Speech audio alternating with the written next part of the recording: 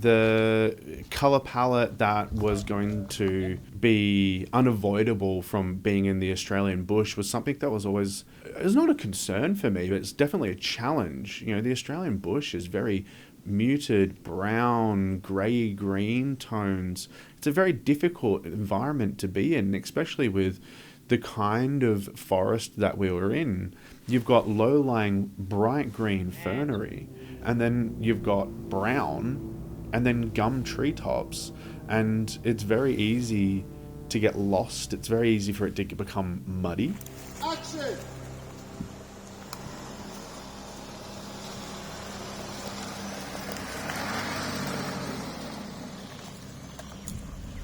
It was either freezing or boiling. There never seemed to be just a perfect temperature. And right through, I'm wearing the one costume, and it was multi-layered, which on the freezing days still wasn't enough, and on the hot days I was boiling. So I was kind of prepared for that, I guess, going in, but didn't make it any easier, I guess, when you are running around the forest in the middle of winter with barely any clothes on, and got to be barefoot in a lot of this, and the torture scenes and stuff. Some of it was pretty hard to do. There was a lot of very long scenes. It was great to just shoot it all in one big scene rather than doing take after take of that stuff.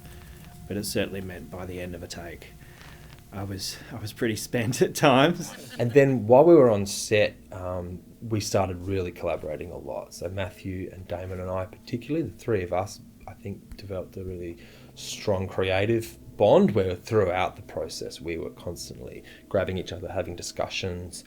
Damon and I would be sitting somewhere freezing, looking at the next scene. What do you think about this? Oh, I've got questions around this, maybe this line, I want to shift this a little bit. This doesn't sit quite right with me. And then wait till Matthew's available, and then we would talk to him about, hey Matt, we're thinking this, And so that kind of really became part of our process. And I think, watching the film now, all those they're almost like little 1%ers that we were constantly just questioning and pushing each other. Is this the best it can be? Is there something else we haven't thought of? Hey everyone, we've been filming all day. We've had a crazy day of filming. Have a look at what Jordan's been doing. I want to show you we've been figuring out what we do with the script. Now this is a script. Look at that. That's a script. This is tomorrow's script. Rewrites, chop that out. Frankenscript. This is a Frankenscript. This is what happens when you block it the day before, and everyone wants to change the lines and it doesn't work. So that's what we do the night before. So that's pretty cool. Still working. Well done, Jordan. That's really good. That's the best Frankenscript I've ever seen. So I can pull it off. Yeah. Now he's got to go and learn it after dinner. I remember our first script read-through I had with the actors. I said, guys, this film is going to live and die on your performances. It's not going to live and die on my directing prowess and how cleverly I can swing the camera around. It's going to be your performances. And so I really made that the focus of the movie.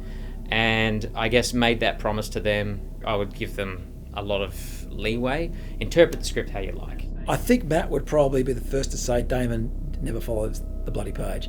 I did to an extent, but what was great about Matt was that he let us evolve the script. And so almost on a daily basis, I'd be going to Matt and going, hey mate, do you mind if I don't say this? Do you mind if I say this instead? And it would never be a complete rewrite of the script, don't get me wrong, but it might be that Matt had written that Aaron would say a particular sentence, and I go, oh, this isn't the kind of thing Aaron would say. This is what Aaron would say.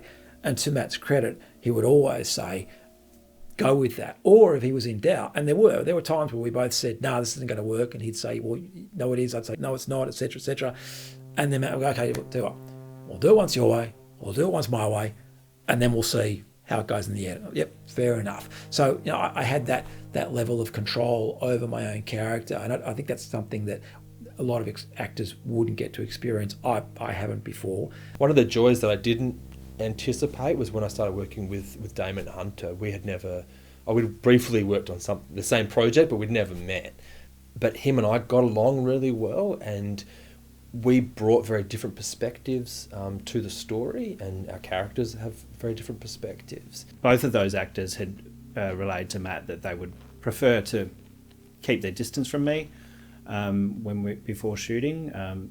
Not to become too chummy in any way, which I totally understand that process, and I think that worked well. But having said that, they were very, very supportive in terms of when there was some pretty, tough days on set in terms of my safety.